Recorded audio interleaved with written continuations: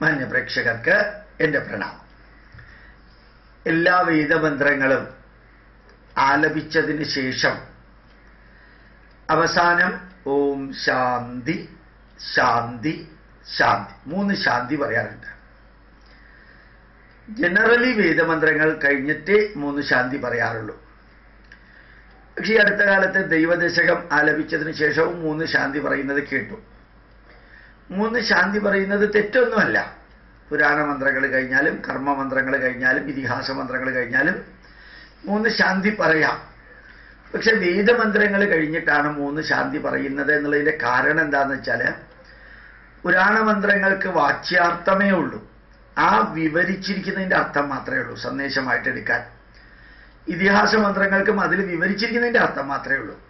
കർമ്മമന്ത്രങ്ങൾക്കും വാച്യാർത്ഥം, വാക്കുകളുടെ അർത്ഥമേ ഉള്ളൂ. നേരെ മറിച്ച് വേദമന്ത്രങ്ങൾക്ക് അങ്ങനെയല്ല. അതിൽ ആധ്യാത്മികമായിട്ടുള്ള അർത്ഥമുണ്ട്. നമ്മുടെ ശരീരവുമായിട്ട് ബന്ധപ്പെട്ട, മനസ്സും ശരീരവുമായിട്ട് ബന്ധപ്പെട്ട ഒരർത്ഥമുണ്ട്.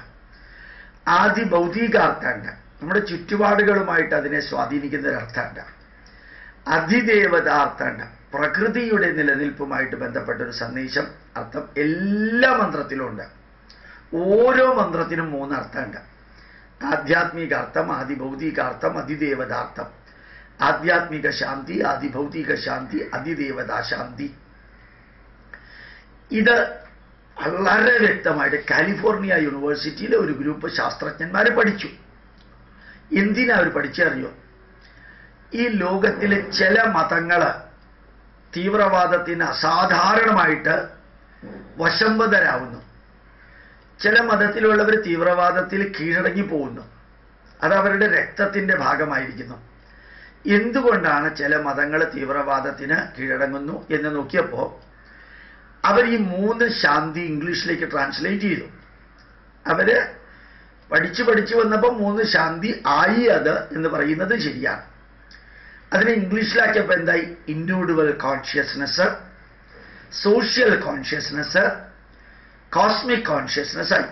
ആധ്യാത്മികം, ആദിഭൗതികം, അതിദേവത. ആധ്യാത്മികം ഇൻഡിവിജ്വല്, ആദിഭൗതികം സോഷ്യല്, അതിദൈവതം കോസ്മിക്.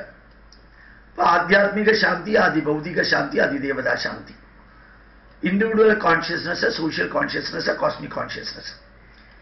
അവർ നോക്കിയപ്പോൾ ഇൻഡിവിജ്വൽ കോൺഷ്യസ്നെസ്, ഒരു വ്യക്തി ഈ സമൂഹത്തിലെ സർവ പ്രതിഭാസത്തെയും എങ്ങനെ വീക്ഷിക്കുന്നു.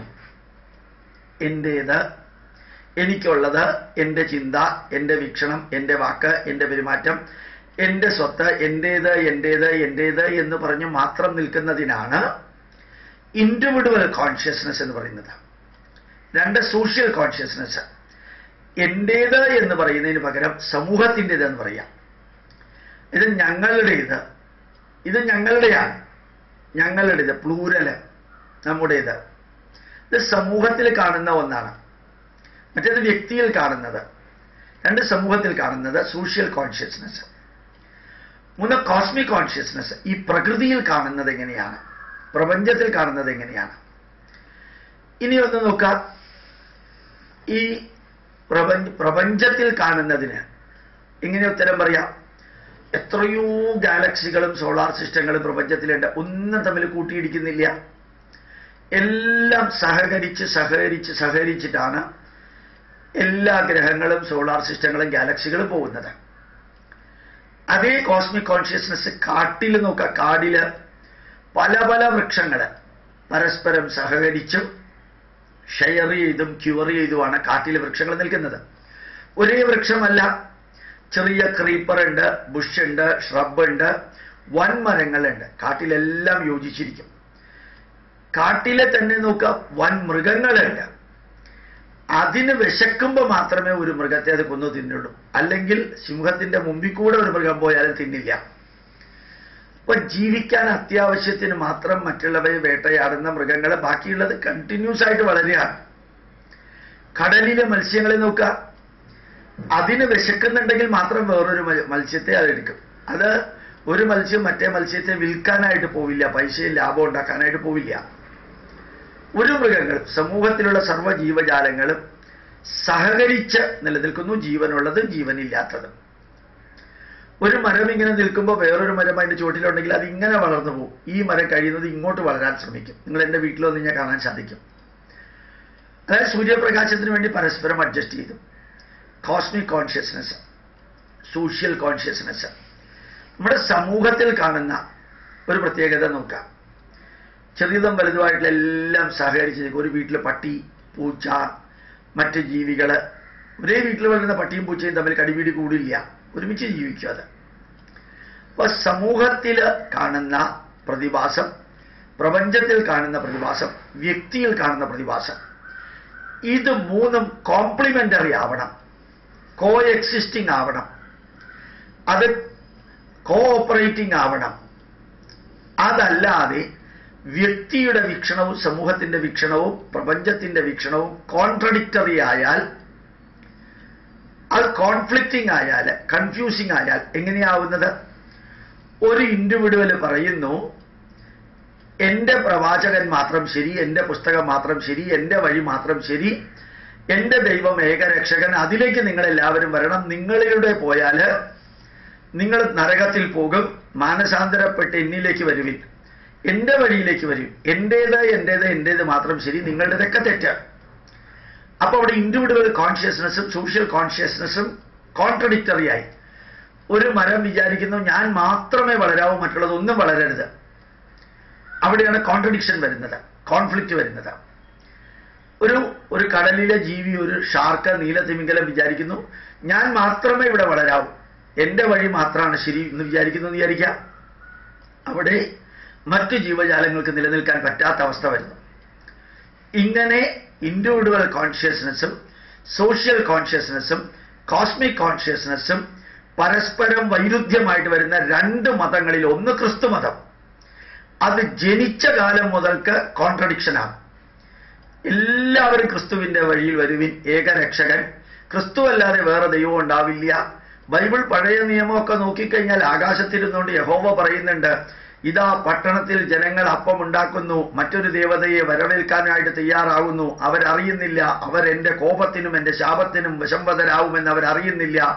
ഞാൻ അവരുടെ 4 തലമുറയെ ദണ്ഡിക്കും, നീ മറ്റൊരു ദൈവത്തെ ആരാധിക്കരുത്, മറ്റൊരു ദൈവത്തെ ആരാധിക്കുന്നവനെ കൊല്ലാൻ നിന്റെ കൈ ഉയരണം, നീ അവനെ സംരക്ഷിച്ചാൽ നീയും അതേ വഴിയിലേക്ക് പോകും. വാളിന്റെ ഇരയായി പോകേണ്ടവർ വാളിലേക്ക്, അതുപോലെ മൃഗങ്ങളുടെ ഇരയായി പോകേണ്ടവർ മൃഗങ്ങളിലേക്ക്, രോഗത്തിന്റെയും അഗ്നിയുടെയും വെള്ളത്തിന്റെയും ഇരയായവരെ അങ്ങോട്ട് ഞാൻ അയക്കും.